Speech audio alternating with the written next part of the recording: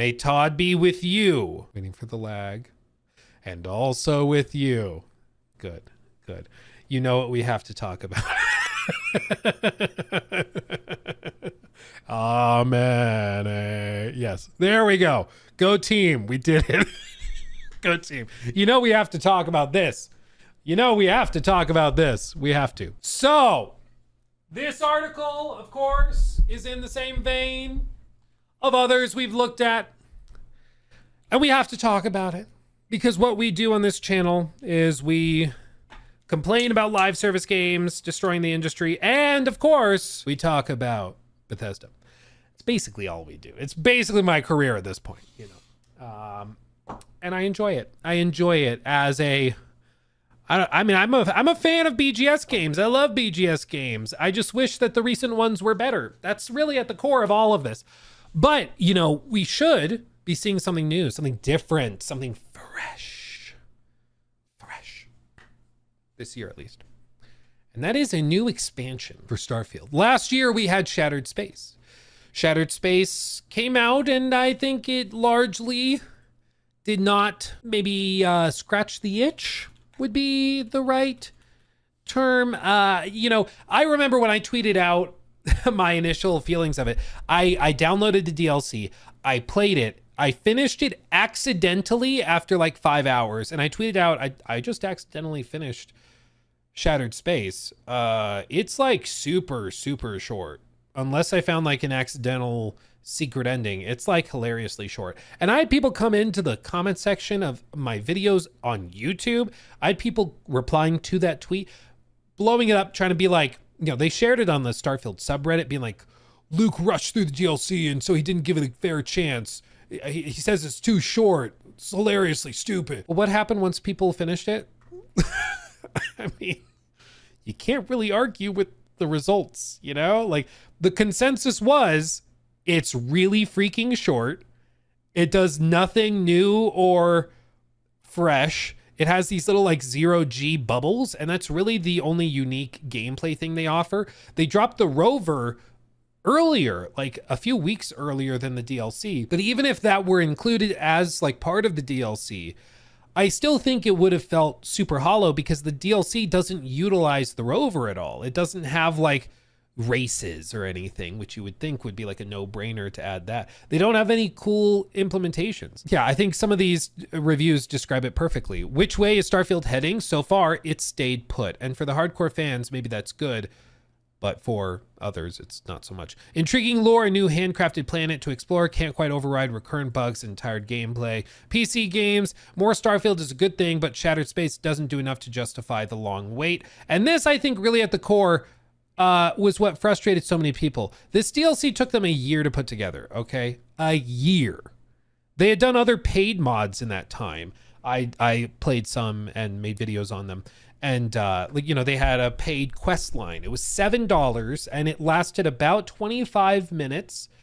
And as a reward for completing the quest, you unlocked a gun. And there was a bug when they launched it where you couldn't reload the gun.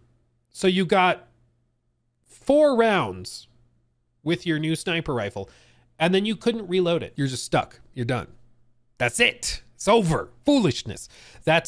It's hilariously stupid that they would release it with that known bug and still charge for it. Even after they realized there was that bug, they still took your money and kept it and continued to sell it broken. Like, that's where I really struggled to just hand wave this away and be like, oh, well, they're trying their best.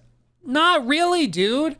They knew it was broken. It took them weeks to fix it. How do I know that? Because I'm Luke Stevens. I made a bunch of Starfield videos. And so I made a video following up on all of that where I tried it again weeks later with all the newest updates and stuff, and I still couldn't reload the damn gun. But they were still selling that quest line in the shop. And at that point, like, have you just lost all sense of pride in your product that you're willing to just pump out the laziest, cheapest crap? Like, it really was laughable and pretty ridiculous. But I do think that this sentiment is what a lot of people felt. Shattered Space doesn't do enough to justify the long wait. They spent a year building this out. It lasts about 5 hours. You can stretch it to 10 to 13, maybe even 15 if you're literally doing every single thing and like trying to collect every single little bitty piece of loot or whatever. But for a typical player who's just playing the DLC, it's going to be about 5 hours. And you compare this to the release schedule of Fallout 4, their last big single player game. And in the first year, they'd put out the Automatron DLC, the Wasteland Workshop, Far Harbor, which by itself was longer than Shattered Space, and way better. The writing was very good in Far Harbor. Contraptions, which is smaller. Vault-Tec, which is smaller for like crafting stuff. And then Nuka World, which also by itself is bigger than Shattered Space. So in 1 year with Fallout 4, they pumped out significantly more content that was better. What happened? What happened? It's been like 8 years or 7, 8 years, and all of a sudden their productivity has plummeted. So I think I really wonder if that was a surprise, if the reception was a surprise to BGS, or if they kind of saw that coming. Because I don't know. I really don't know. But what I do know is that going into this year, this is really the make or break moment for Starfield. Because you remember Todd's initial promise during all of those showcases with Starfield was that they were going to have DLC and expansions for this game for years. He wanted to do multi-year updates where every year they would have a new expansion, they'd have a new set of planets or weapons or whatever. It was going to be a living, breathing game. I think he sort of foresaw it as sort of a No Man's Sky type of thing, where you look at the game 5 years after it launches and it's totally different from how it started in a good way. I think that's kind of what he was hoping for. Not really how it worked out. The player counts for Starfield have steadily been dropping. Even after Shattered Space, you saw a little bump and then it plummeted again. And even now, there's more players in Fallout 4, more players in Fallout 3, more players in Starfield, in Skyrim. There's more players in their other games. And there's even been stories that have gone viral for, modding groups that have abandoned their work on Starfield because they don't like modding for it. They'd rather continue modding in Skyrim or in Fallout 4. So I think this is a big moment. The other piece of this that makes it a big moment for Bethesda, this year's expansion, is that they are allegedly and hypothetically maybe launching on PlayStation 5. And this brings me back to something we talked about earlier in stream. At one point last year, they did the digital showcase and they had the video where they had the Call of Duty Direct and all of that. And they put it up in the theater, whichever theater it was. And they had people in that theater and then they had a cocktail mixer or whatever after the fact. I didn't attend. I watched it from a bar I was sitting at because I was hungry. So I didn't go to the showcase because it was like, we're going to go watch a YouTube video together. I'll just go drink a beer. It was a margarita, mezcalorita. That's the way to do it. But I was like, I'll just go hang out and like work on some stuff and we'll get some food and drinks. Like I don't need to go to the theater. But they walked that back. They're not doing that this year. They're just going to be doing a digital only event where they drop the Xbox showcase, where they do the Outer Space or Outer Worlds 2 Direct or whatever, and probably have the trailer for Starfield. And one of the like conspiracy theories I've seen go around from like these Xbox hardcore channels is they've been suggesting the reason they're doing that is because Xbox doesn't want there to be loud boos when they show the PlayStation logo, because they're probably going to have a lot of trailers for Xbox games that are going to PlayStation, and they don't want boos or any raucous if people start jeering when they drop the trailer for Starfield's new DLC day one on PlayStation. They just don't want to deal with that.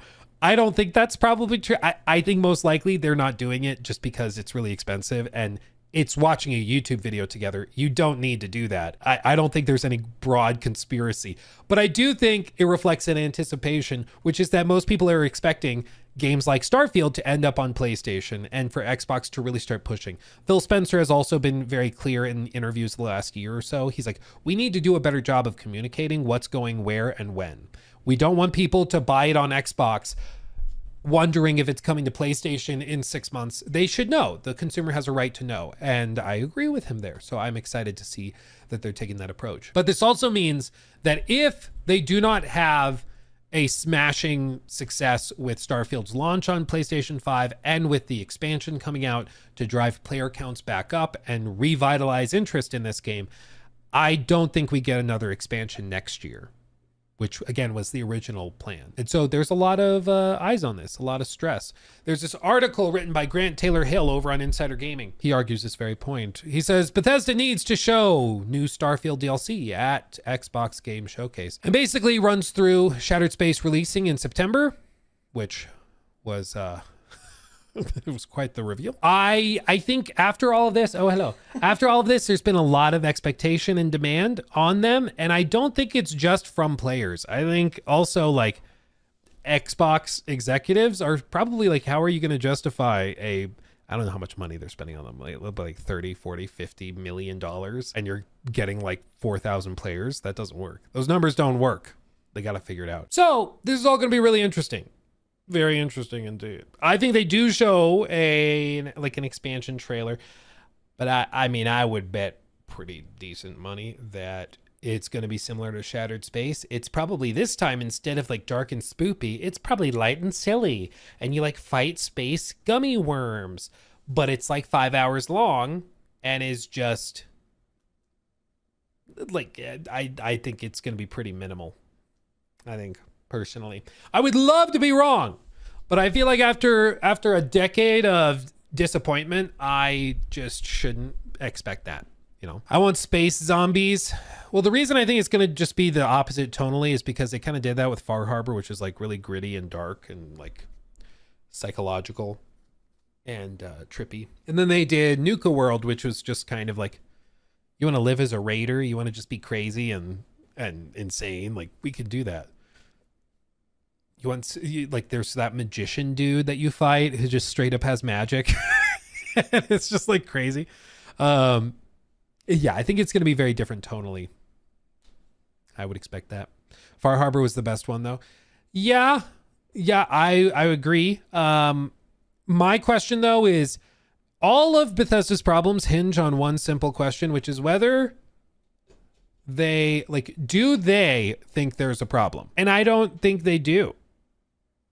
Every time you hear any of like Todd or any of those guys like Emil Pagliarulo, the head honcho guys, they always are just like, yeah, Starfield's one of the most incredible games we've ever made. And we're also really proud of all of this. And you know, the player counts are really high. I don't think they see a problem. The one thing that maybe woke them up was the fact that these Metacritic scores were so bad. Like the consensus, everybody agreed this wasn't it, champ. That's just saying it. Like, and at that point, you would think this would be a wake-up call, but who knows? Who knows at this point, dude? I wish and I hope that they wake up to it and they snap out of it, but I don't see it right now. I don't see it right now. I'll tell you what. He took my thing. Red